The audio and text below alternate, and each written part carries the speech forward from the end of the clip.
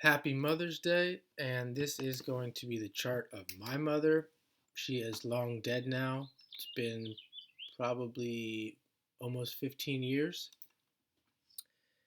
and I don't have the exact time. I think this is the exact time. I can't remember. I haven't actually analyzed this chart very much. So this will be the first time that I really dive deep with it. I've looked at it a few times. I've looked at my father's chart more than uh, her chart, probably because he's still alive, and um, that's probably why I haven't really looked at it. There's no transits and things going on, obviously. So here we have she's a Gemini rising, and she's a Sun in Cancer, Moon in Sagittarius, and the ruler of Gemini rising, the ruler of Gemini is Mercury, and it's conjunct Pluto in the third. So she has Pluto and Mercury in the third in Leo. So from a soul, we'll start there. From a soul level, the ruler of the chart there being conjunct the soul Pluto in the third in Leo. So very much a child, a person who's living a childlike experience, or at least comes into life uh, very childlike with that Leo. Also, with Pluto in the third, you think of someone who is exploring their environment, um, especially their neighborhood, the closer environment, the neighborhood, the community. A very community-oriented person, you could say, especially and also with that Mercury there in the third, and it's making a trine to Jupiter, where and Jupiter's in the 11th. The 11th house being the joy, where Jupiter finds its joy in the house of community and friends. And she was a great friend. She had a lot of friends. I did a video on Taurus and possessiveness, just where I talked about people get married, they drop their friends, etc. She wasn't like that, and you see that with that Jupiter here in the 11th. She maintained her friends throughout her marriages, and you could almost say that they were very, very important to her.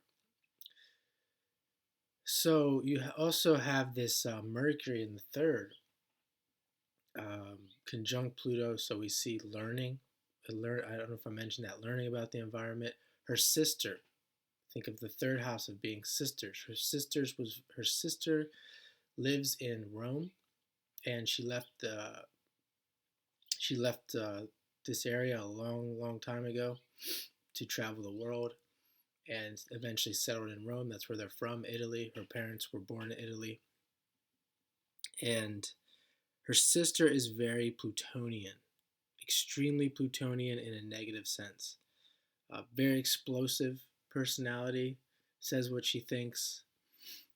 Toxic is probably a better word for it. Never changed, has always been that way. And we see here with that Mercury, the ruler, conjunct Pluto, and her sister would be, as you'll see in this chart, would be a major part uh, in her life, even though she didn't live here for at least half of it. They didn't live near each other. So let's move on here to, which I'll come back to that. We also see the third. I want to mention the theme of learning. Sagittarius. It's in the This Mercury and Pluto is in the Sagittarius decan. So we have a combination of the third and Sagittarius. This idea of learning, and the Moon is in Sagittarius in the sixth. So more emphasis on learning. She was a she grew up Catholic. She did go to church for most of her life, to Catholic church. I remember um, definitely through high school. She was go through my high school. She was going to Catholic church, and then she started. She was always a reader. She read different books, spiritual books, and then eventually I remember her reading Eckhart Tolle, The Power of Now, uh, probably closer to the end of her life. Um, probably was no longer going to church or Catholic church, and I remember her taking a trip to Sedona. So very much into getting into the New Age, getting into spirituality, and breaking away from the Catholic Church. But I wouldn't say like breaking, like making a hard break from the Catholic Church. She wasn't like a type of person who would criticize other religions or criticize people, which kind of comes back. You can see comes back to that Jupiter in the 11th. But just a side note, this idea of learning in Sagittarius, and you can see her really moving into the opposition of that Pluto there in the ninth. Expanding her mind, learning, higher education. We could also see she didn't have a college degree, and more that emphasis on the third versus the ninth. But a lot of the things I was describing, I would consider really a push into that ninth house in Aquarius.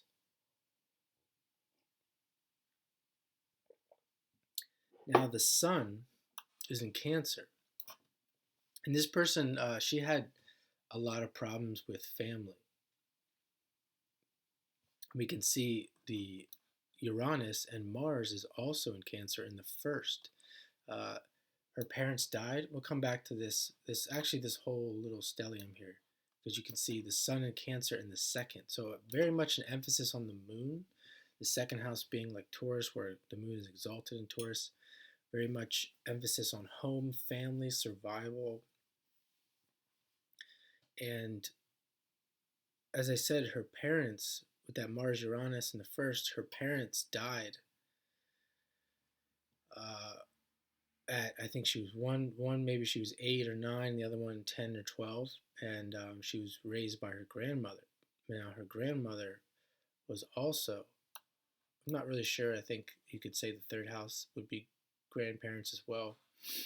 Uh, and we see this Uranus making a semi-sextile to that Mercury. Her, along with her sister, her grandmother was very toxic and abusive as well. And so we see that there with that Uranus, the planet of trauma, and Mars is not really a great combination to have in your first house. Especially when you have things like this happening, they will tend to get worse.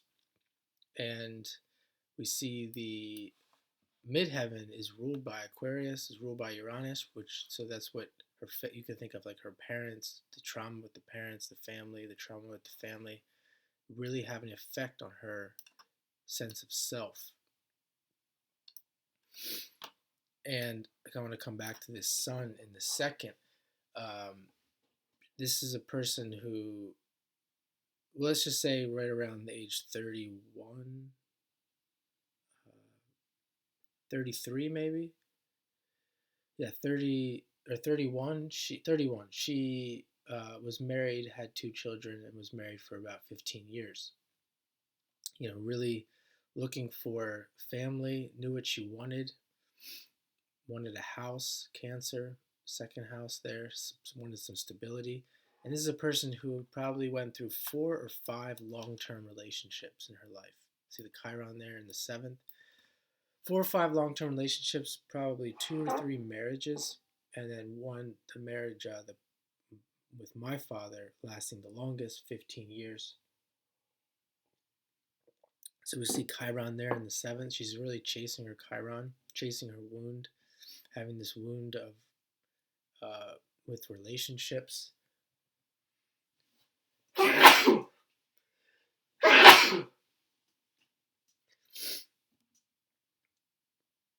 And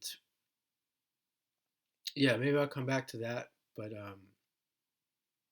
with Chiron in the seventh, the relationships not very, never were very healing, as far as I know.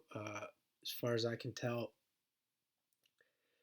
not saying the partners she picked were wrong. It was just, I don't think it was really up to her, but it was difficult to find what she was looking for, I would say. And I would say in general that would be very difficult to find for anybody. So yeah, we see the trauma here with the family, and more of this idea of the second house having the sun in the second, like really being homey, and it's in Cancer too, like being homey, being very childlike. And we see the south node down here in Virgo. You would think, well, Venus conjunct the south node. That's good because we think Venus, even though it is the south node, we have Venus coming from a place of money, coming from a place of beauty. And it's true that she was very beautiful. I'd say, like, if we were putting it on a scale of 1 to 10, she was like a 9.5 out of 10. And yeah, so just about everyone would find her extremely attractive and beautiful. Very interested also in things like makeup. We think associated with Venus. She was good with money. You could think of with the second house and sun. I don't think she never really had a lot of money, but she was good with money. She was a saver. She attracted people with money, or she attracted people that knew how to get money.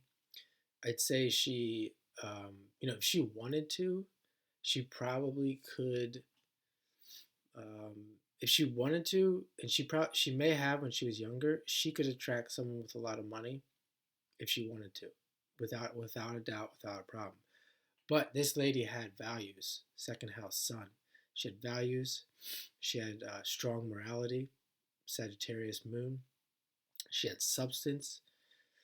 She wasn't the type of person who would just go after money just for the sake of money. She had self-reliance. And you would think with all of the things I'm describing that she would, she could have went for money just for security, and maybe she did a little bit. But I'm talking about big money. She could have went after big money, and maybe it was that Jupiter in the 11th and the Pluto Mercury in the third that where you wouldn't have seen that. But yeah, not the type to like go after. It wasn't you can see the South Node in the fourth and Venus in the fourth, Saturn in the fourth. It's not all about the money. The fourth, the family, the emotional life was very important. She had to have at least some stability around her emotional life. We see the ruler of the South Node coming back to that Mercury conjunct Pluto in the third. So very much stuck, very much feeling of being stuck in the life. And also everything is here under the horizon. Outside of that Jupiter in the 11th, very much stuck in the night side of life, the dark side of life, the internal side of life. Never really feeling like they could break out of that. And with the North Node in Pisces, the ruler here, Neptune in the 5th, back to this North Node in Pisces in the 10th, never really feeling like they could get out of that trauma, that family trauma, and resolve that, being like the parent having like fully taking responsibility, putting all of it together. Although at times you could see that there was a back and forth where there was a putting it together and then it would fall apart, putting it together and then falling apart. But for the most part, I would say if she was here, she would agree that she never felt like she could move forward, and it was always frustrated. She was always frustrated and being held back. And I'll get into that here in a second. But we see the North Node here. The ruler is Neptune. It's in the 5th. Neptune in the 5th. She was very much disillusioned by romance. She was a person who watched like soap operas, as romance soap operas. She liked romance novels, things like that. Not like extremely into it. Definitely into those soap operas. I think she watched her soap opera every day for her whole life. But I say very much disillusioned by the romance piece because of all the long-term relationships. And even though she was in long-term relationships, I know for a fact that she was complaining a lot to her friends and not really ever satisfied with her partner. And you can see the children piece, having 2 children. One of them died of cancer. We see that Neptune in the fifth. Both of them very spiritual. Neptune, both of them um, very high on that representing the high octave of Venus, Neptune. Both of us. She died when she was 12, and I can tell you that she was definitely representative of the higher octave of Venus, Neptune. Very spiritual. And we see the ruler of that fifth house being Venus in Virgo, an illness, a disease. And one died of cancer, leukemia, and then eventually died of, I forget what it's called, but there was some kind of complication. She didn't actually die of leukemia. She died of something like mela that actually caused the death in the end. But she was in recovery or remission during that time. And then myself having to deal with anorexia and almost dying of anorexia. So you see that ruler of the fifth coming back to that Venus in Virgo, the illness. And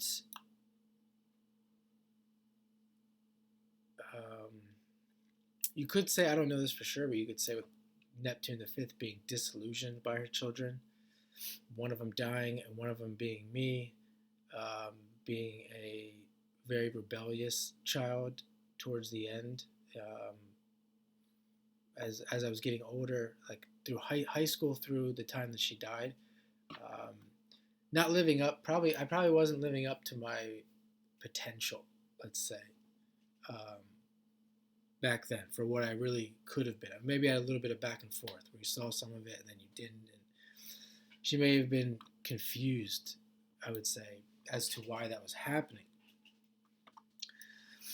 Now she also has, as I said, Moon squaring the nodes. And Moon in the sixth, you could say in this house of illness, squaring the nodes, and the resolution coming back to the south node. Everything coming back to the south node, resolving this emotional trauma, emotional illness from the things that happened to her in her life, and the learning definitely contributed to that. Going back and forth from healing and gaining that structure, that family back, and then losing it, gaining it, losing it. And here's the skip step with the Moon, really resolving the emotional body. And she could have done this, and she did do this, and at least partially, where she's starting to become secure within in herself, regardless of what happened on the outside. So very difficult, I will say.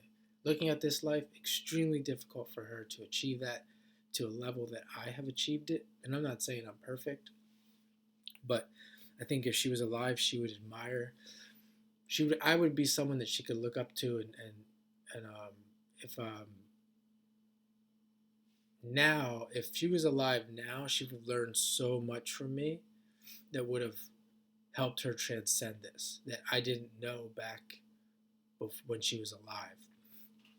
But now she would have learned so much from me that she probably, if she wanted to, she could have transcended this in this life. And we see that with the Moon, this idea of the emotions, the family, healing the emotional body. And when Pluto went over this Moon, that was the death of the child. And when Pluto went over this Chiron, the illness really set in. And when Pluto was opposite the Mars, that's when she died there in the seventh house in Capricorn.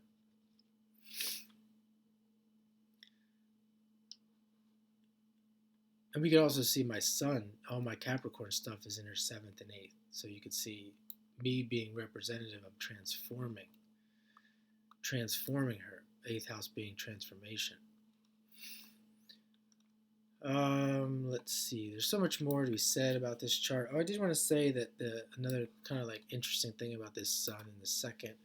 I remember my dad. I don't know if this is true. My dad told me recently that when they were divorced and had a lot of issues for a while, and then she came back at one point and said, she said, if you buy a bigger house, that I'll come back to you. Now I don't know if this is true, but that's what he told me. He's told me this several times. And we see there with that emphasis on that real estate and the home, the second house. And she did eventually, her next long term partner, she did buy a house with me shortly after that. And then she did get a bigger house years later with her next long term partner. And that was the house that she died in. So it's just an example. You can see where the desires may come from.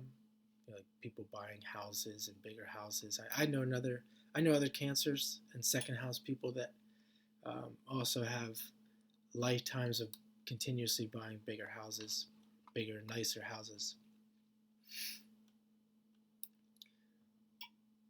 There's probably more that I could say about this chart.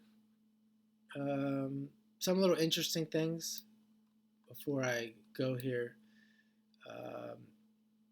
Jupiter square Uranus. Her child, me, has Jupiter conjunct Uranus. She has a Mars conjunct Uranus. Her child, myself, has a Mars square Uranus. And her other child, her daughter, also had Jupiter trine Uranus. She has the Mercury emphasis. I have Mercury on the first, in the first house, conjunct my ascendant. The Virgo emphasis. My sun is in the Virgo decan of Capricorn. Again, I mentioned that Neptune. My Neptune is on the south node in my chart, and her daughter's chart, it was squaring the nodes, among other things. Her moon is conjunct my Jupiter. And as I said, the learning and the importance of me in her life in transforming herself and really being someone that she's, going to learn from, almost as if she was yearning for somebody to teach her. And I was that, or I could have been more of that, or I was, to a degree, that person. You could see the idea of learning from the children as well, learning spirituality, spiritual growth from the children with Neptune in the fifth. And then one more interesting, this is the last thing I'm going to say. I can probably go on forever here. I don't even know if people are even listening at this point. But I do think losing the mother and the father, it's interesting that she created two children, one with Capricorn ascendant and the other one with a Cancer ascendant. I do find that very interesting. Also, my sister had the moon in Taurus, where it's exalted. So we see her having such an emphasis on the mother. And then me with a Capricorn ascendant, Capricorn sun, Saturn near the midheaven, the ruler of the chart. Such an emphasis on Capricorn, the father. It's almost like, really wanting to recreate the mother and the father that she lost. So very interesting little thing about her chart. And I hope you enjoyed this mini reading for my mother, and happy Mother's Day.